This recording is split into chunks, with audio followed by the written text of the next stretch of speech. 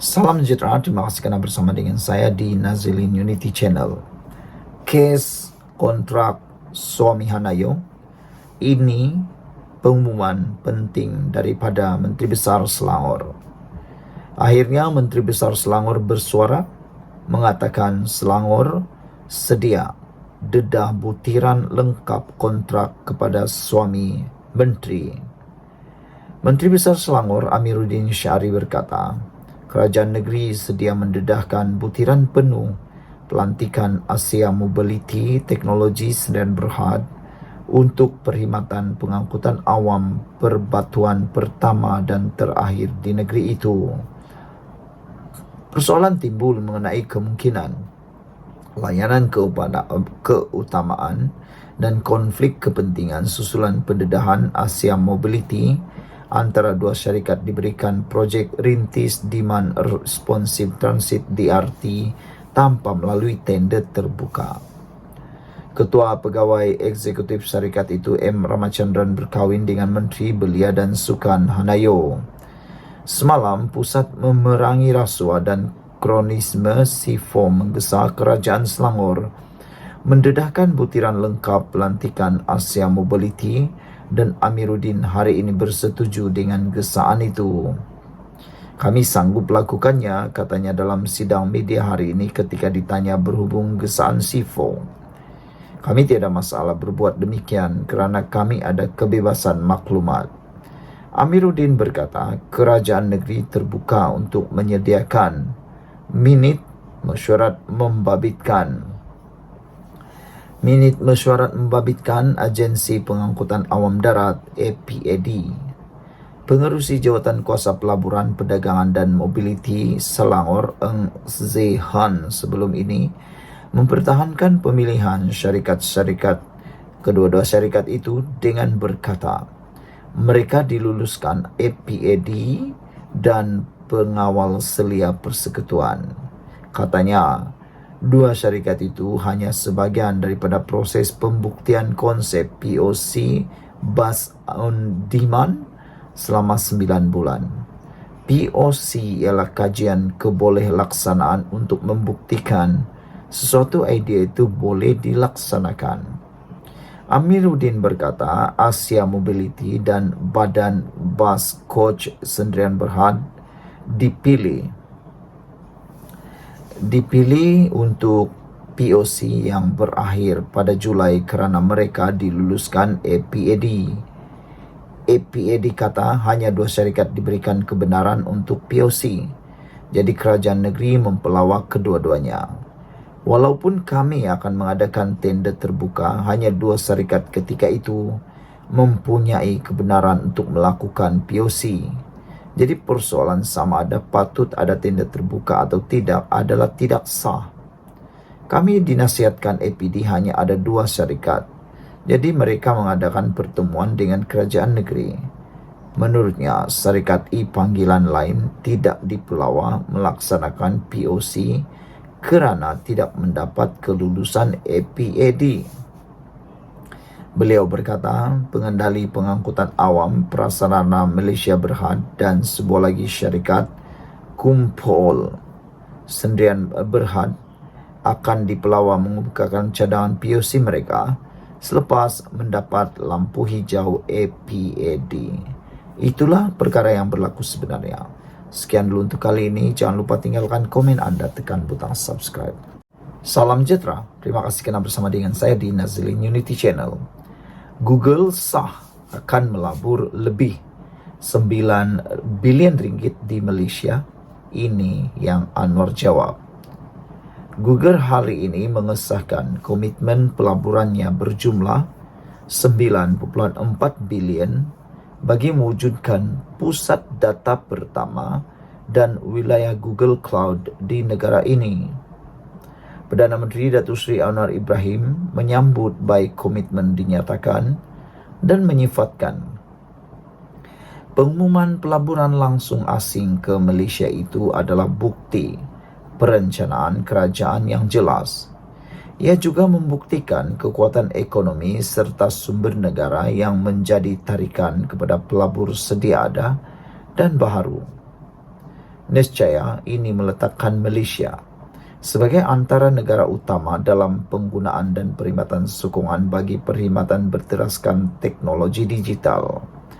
Hari ini, Google, iaitu sebuah syarikat teknologi utama dunia, mengesahkan komitmen pelaburan sebanyak 2 bilion US dollar bagi menyokong agenda kerajaan dalam mempercepat dan melicinkan transformasi digital negara. Pelaburan ini juga dijangka akan membawa kesan berganda kepada ekonomi Malaysia sekitar US dollar 3.2 bilion dan pewujudan sebanyak 26,500 pekerjaan menjelang tahun 2020-2030, tulis beliau di laman Facebook. Dalam pertemuan secara maya bersama pengurusan kanan Google pada 6 Mei lalu, Anwar memaklumkan beliau telah menekankan selain dukungan kepada penggunaan kecerdasan buatan AI secara umum, kerjasama strategik juga perlu ditumpukan dalam bidang pendidikan, kesihatan dan pertanian. Anwar yang juga Menteri Kewangan berkata, ia penting bagi memastikan Malaysia dapat memanfaatkan kemahiran dan pendekatan berteraskan teknologi terkini. Menurut kenyataan Kementerian Pelaburan, Perdagangan dan Industri MITI, wilayah Google Cloud di Malaysia akan menyertai 40 wilayah dan 121 zon yang kini beroperasi di seluruh dunia bagi memenuhi permintaan yang semakin meningkat terhadap perkhidmatan awam di peringkat tempatan dan global selain program celik AI kecerdasan buatan untuk pelajar serta pendidik Malaysia. Komitmen terbaru oleh sebuah lagi gergasi teknologi global kepada Malaysia ini menjadi pencapaian penting dalam visi Kerajaan Madani untuk menarik lebih ramai pelabur digital ke negara ini bagi membantu membina ekonomi yang dikuasakan oleh digital yang kukuh dan selamat. Maklum kenyataan itu lagi. Wow, ini memang luar biasa yang memang kita tunggu-tunggu. Sekian dulu untuk kali ini. Jangan lupa tinggalkan komen anda. Ikuti terus ulasan selepas ini. Salam sejahtera. Terima kasih kerana bersama dengan saya di Nazilin Unity Channel. Pelaburan Google RM9.4 bilion Kerajaan Madani diyakini walaupun diganggu kerangka oleh Ahmad Mursi dari Harapan Daily. Keyakinan pelabur terhadap Perdana Menteri ke-10 Anwar Ibrahim dan Kerajaan Madani membuak-buak. Sebab itu, perlunya kerajaan stabil yang mesra pelabur seperti hari ini. Bukan kerajaan yang boleh beri alasan diganggu kerangka untuk tak buat kerja. Dengan pusat data Google ini, Malaysia akan menyertai 11 negara lain dan wilayah Google Cloud pula akan memasukkan Malaysia bersama 40 wilayah dan 120 zon lain. Ini meningkatkan status negara kita sebagai hub teknologi penting untuk pengguna seluruh dunia. Alhamdulillah, kita bersyukur dengan berita baik ini. Selepas sebelum ini dianggap kuasa besar semikonduktor di Asia Tenggara dengan pelaburan mencura-cura masuk. Paling penting untuk rakyat, sebanyak 26,500 peluang kerja merentasi pelbagai sektor termasuk penjagaan kesihatan, pendidikan dan kewangan dengan jumlah impak ekonomi berjumlah RM15.04 bilion. Kerjasama dengan institusi pendidikan tempatan pula akan meningkatkan kemahiran digital dan teknikal anak-anak kita. Berita ini tentulah akan turut menarik minat syarikat teknologi global yang lain untuk melabur. Ini mempercepatkan transformasi digital dalam kehidupan seharian rakyat serta pelbagai industri dengan kemudahan cloud serta kecerdasan buatan atau AI. Malaysia kini jadi negara pengguna e-wallet tertinggi di dunia dengan 63% rakyat menggunakannya. Ingat dulu, Walaun mengejek e-wallet RM30 Kerajaan PH. Lain kali fikirlah lebih panjang. Inisiatif itu untuk menyediakan rakyat Malaysia beradaptasi dengan teknologi digital.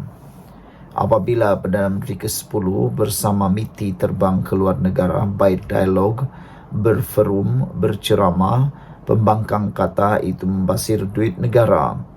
Walhal itu semua bertujuan menarik pelabur dan mendengar apa keperluan mereka.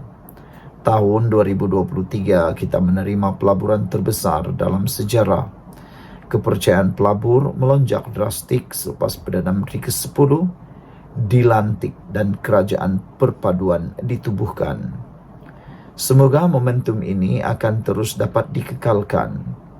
Kesan perancangan ekonomi madani mungkin tidak segera terlihat, tetapi akan disedari rakyat kelak.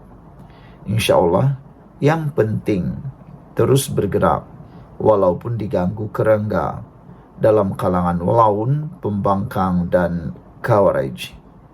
Sudahlah, pendapatan tidak menentu. Saudara-saudara sekalian, jangan lupa tinggalkan komen Anda, sila tekan butang subscribe. Ini adalah pencapaian hebat daripada kerajaan pimpinan Anwar Ibrahim. Walaupun diganggu kerangga, pelaburan Google RM9.4 bilion kerajaan madani diyakini. Sekian dulu untuk kali ini, kita jumpa lagi. Salam sejahtera. Isu berkait dengan pengawal kerabat yang memukul orang OKU, serang OKU. Ini kata Hassan Abdul Karim, salah seorang pengamal undang-undang dan ahli parlimen daripada PKR. Beliau kata tiada istilah kes selesai. Ahli Parlimen Pasir Gudang Hassan Abdul Karim menegaskan, dari segi undang-undang jenayah tidak ada istilah kes telah selesai, walaupun ia dinyatakan begitu oleh pihak pengadu. Menurutnya, apabila sesuatu laporan polis dibuat, maka dokumen itu dipanggil First Information Report atau ringkasnya FIR. Menjelaskan proses selepas sesuatu laporan polis dibuat, Hassan berkata, jika kes tersebut merupakan serangan fizikal ke atas diri seseorang dan menjadi kesalahan jenayah di bawah kanun keseksaan, menjadi tugas pihak berkuasa memanggil penyerang itu untuk disiasat. Pihak polis juga perlu menghantar mangsa ke hospital kerajaan yang berdekatan untuk memeriksa kecederaan yang dialami mangsa. Pihak polis perlu membuka kertas siasatan dan mengambil keterangan si penyerang di bawah Seksyen 112 Kanun Acara Jenayah KAJ. Jika siasatan terpaksa memakan masa melebihi 24 jam, maka si penyerang perlu ditahan di bawah Seksyen 117 Kanun Acara Jenayah KAJ dengan membawa dia ke mahkamah atau ke balai polis untuk mendapatkan perintah tahanan reman daripada Magistrate, katanya dalam kenyataan hari ini. Walaupun tidak memetik sebarang nama atau menyentuh kes secara khusus, Hassan dipercayai kes seorang pemandu e-hailing yang juga orang kurang upaya OKU mendakwa dipukul pengawal peribadi seorang kerabat diraja di sebuah hotel di Kuala Lumpur semalam. Terdahulu, Ketua Polis Kuala Lumpur Rusdi Muhammad Isa memaklumkan lelaki terbabit membuat laporan polis kedua untuk menyatakan niatnya tidak mahu memanjangkan kes berkenaan. Rusdi berkata lelaki berusia 46 tahun itu memfailkan laporan baru itu pada 9.59 malam tadi. Hassan berkata, walaupun ada laporan polis susulan dibuat, sesuatu kes tidak boleh dianggap selesai dengan begitu saja. Yang penting jelas ahli parlimen yang memiliki latar belakang undang-undang itu, laporan polis yang pertama yaitu FIR. Kes selesai membawa makna dari segi kesalahan TOT. yaitu apabila mangsa tidak berniat untuk mengambil tindakan sivil bagi kesalahan yang merupakan serangan ke atas diri yang dipanggil assault and battery. Tetapi bagi kesalahan jenayah, itu adalah dalam bidang kuasa polis. Walaupun mangsa menarik balik laporan polisnya yang pertama atau membuat laporan polis yang kedua, menyatakan kes selesai, maka dari segi perjalanan undang-undang, ia tidak boleh mempengaruhi atau memberhentikan tindakan polis jelasnya. Tambahan yang melibatkan isu kedaulatan undang-undang di Malaysia. Tegasnya lagi, mengikut perkara 8 Perlembagaan Persekutuan, semua orang adalah sama di mata undang-undang. Tidak kira yang menyerang itu orang atasan atau pegawai peribadi atau orang atasan hatta bertugas sebagai pegawai atau pengawal peribadi kaum kerabat diraja, hatta bertugas dengan raja atau sultan memerintah negeri atau yang di Pertuan Agong sekalipun, maka kesalahan jenayah terhadap rakyat biasa, lebih-lebih golongan OKU, tidak boleh dipandang ringan. Mengikut perkara 5 Perlembagaan Persekutuan, setiap warga negara termasuk golongan OKU dijamin kebebasan dirinya. Katanya lagi, dipetik daripada mykmu.net dari Malaysia Kini, serang OKU tiada istilah kes selesai, kata Hassan Abdul Karim. Sekian untuk kali ini, jangan lupa tinggalkan komen anda, sila tekan butang subscribe, kita jumpa lagi, bye-bye. Salam sejahtera, terima kasih karena bersama dengan saya di Nazilin Unity Channel. Baru-baru ini kita digemparkan dengan satu kes yang mana seorang pengawal peribadi kerabat diraja didakwa telah memukul OKU. Namun demikian, OKU tersebut telah pun membuat laporan polis kedua untuk menyelesaikan kes tersebut. Namun demikian, hari ini daripada mykmu.net menyatakan polis perlu terus siasatan dakwaan pengiring kerabat pukul OKU, kata LFL. Siapa LFL? Lawyer for Liberty menggesa polis untuk meneruskan siasatan kes pemandu e-hailing orang kurang upaya yang didakwa dipukul pengawal peribadi seorang kerabat diraja. Kerajaan perlu memastikan tiada campur tangan dalam siasatan, kata mereka. Kewibawaan undang-undang kita dan penguatkuasaannya dalam pertaruhan dan sebarang langkah yang salah akan membawa kepada kehilangan kepercayaan sepenuhnya terhadap pengendalian keadilan di negara kita, kata pengarah LFL Zaid Malik dalam kenyataan hari ini. Senada dengan ahli Parlimen PKR Hassan Karim, Zaid juga menegaskan tiada istilah penyelesaian antara pihak yang didakwa sebagai pelaku dan mangsa dalam kes jenayah. Dia berkata, apabila laporan dibuat, polis bertanggungjawab untuk menyiasatnya. Seksyen 3 dalam kurungan 3 Akta Polis 1967 mempertanggungjawabkan polis untuk mengekalkan keamanan dan keselamatan negara, mencegah dan mengesan jenayah, serta menangkap dan mendakwa pesalah, katanya lagi. Justru Zaid berkata, tugas menyiasat tidak boleh diabaikan hanya kerana laporan polis dibuat untuk menyelesaikan atau menarik balik laporan asal terhadap dakwaan jenayah yang dilakukan. Dia berkata, jika itu dibolehkan, kalangan yang berkuasa boleh memaksa agar sebarang laporan yang dibuat ke atas mereka untuk ditarik balik.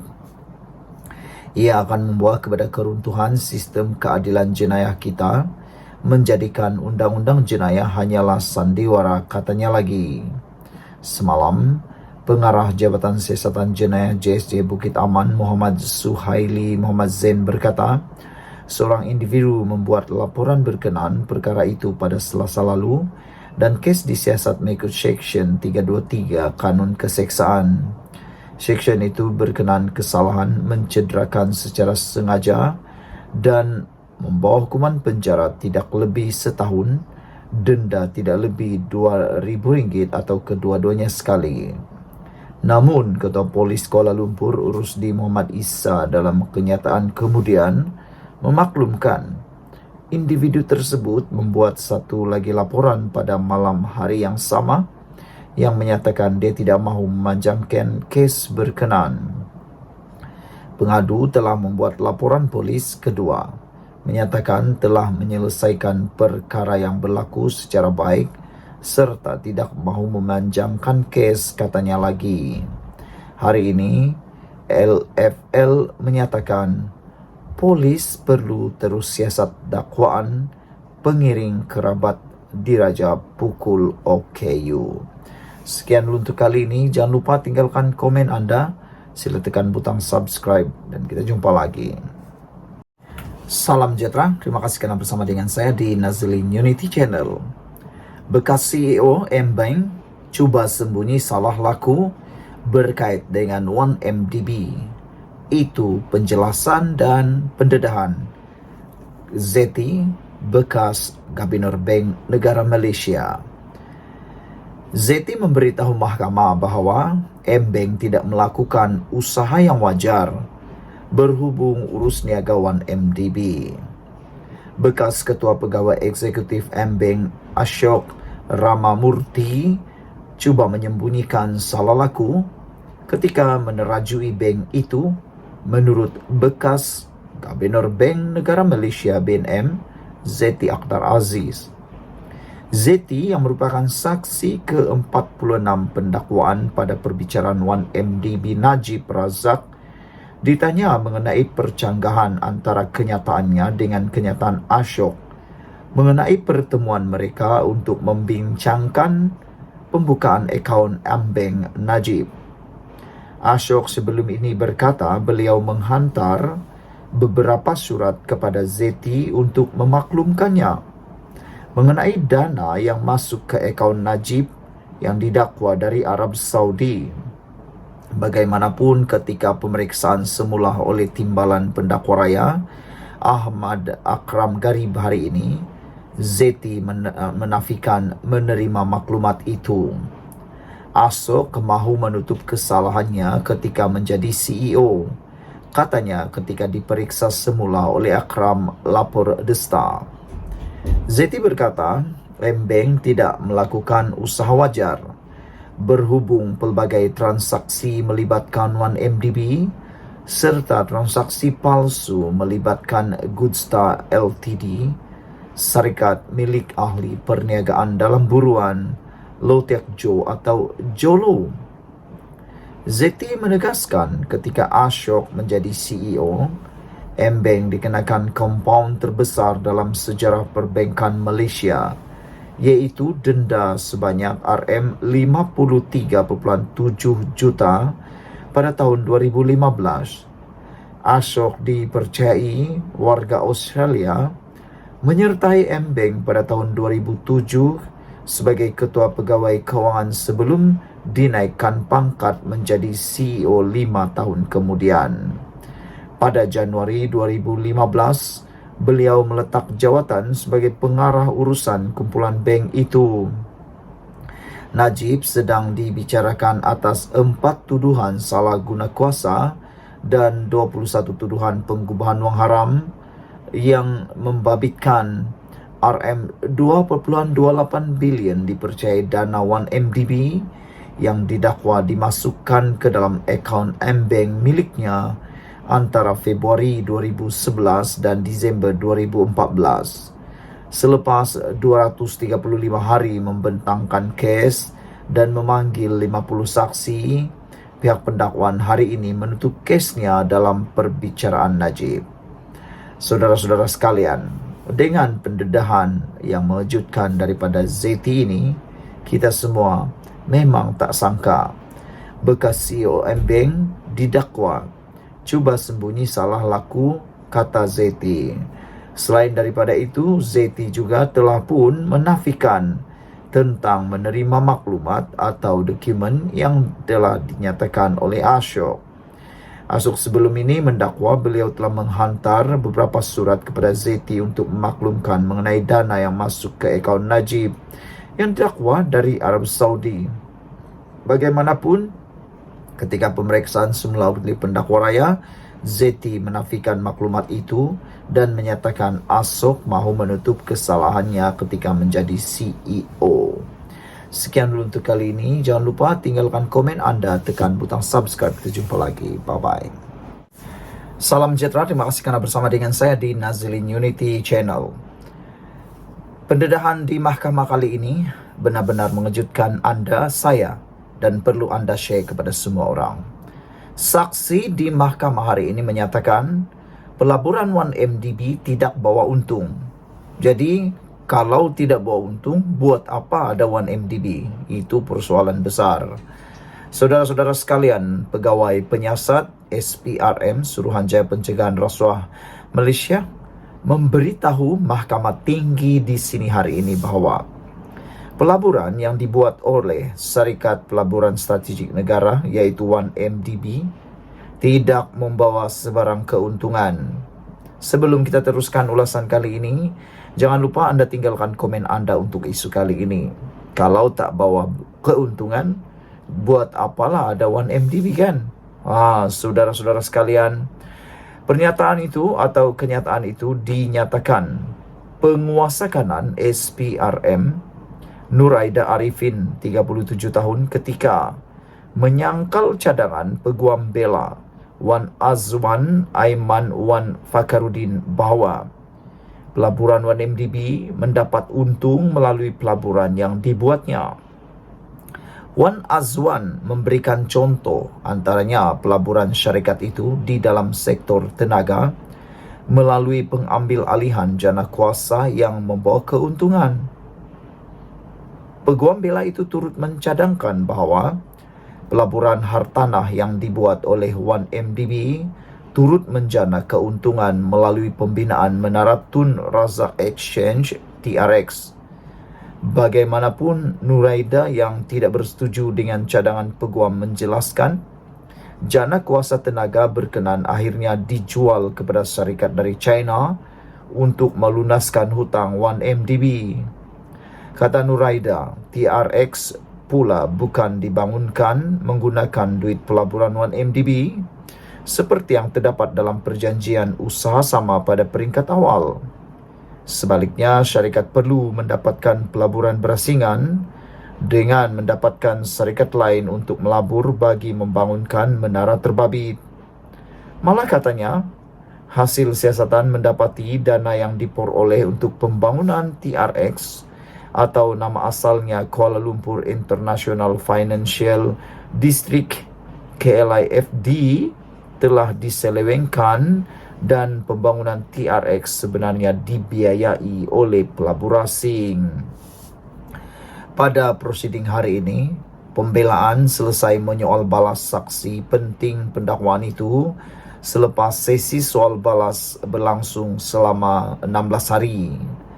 Peguam utama Tan Sri Muhammad Syafiee Abdullah memaklumkan pihaknya selesai menyoal balas saksi yang disambut oleh Hakim Datuk Collins Larkin Square. Ini suatu berita menggembirakan.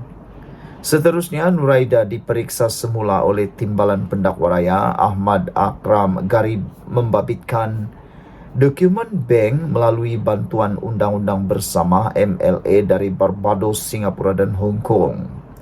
Saksi itu berkata, beliau tersilap ketika mengemukakan salinan dokumen terbabit kepada mahkamah dan bukannya salinan asal kerana ia membabitkan dokumen terlalu banyak. Saksi turut menafikan mempunyai sebarang niat jahat. Dalam perbicaraan sebelum ini, Nur Aida memberikan keterangan bahawa beberapa negara menghulurkan bantuan dari segi penyerahan dokumen bank melalui MLA bagi membantu siasatan skandal 1MDB yang dihadapi Datuk Seri Najib Razak. Nuraida berkata antaranya Switzerland, Barbados, Hong Kong dan Belanda. Bagaimanapun, saksi pendakwaan ke-49 itu berkata, keempat-empat negara tidak memberi sebarang jawapan atau maklum balas ketika beliau mengemukakan permohonan untuk merakam percakapan saksi bank melalui Peguam Negara pada tahun 2018 dan 2019. Nuraida memberikan keterangan terhadap Najib, 70 tahun, yang berdepan 4 pertuduhan, iaitu menggunakan kedudukannya untuk memperoleh suapan RM2.3 bilion dana 1MDB dan 21 pertuduhan pengubahan wang haram membabitkan jumlah yang sama. Sekian dulu untuk kali ini. Jangan lupa tinggalkan komen anda, tekan butang subscribe. Kita jumpa lagi.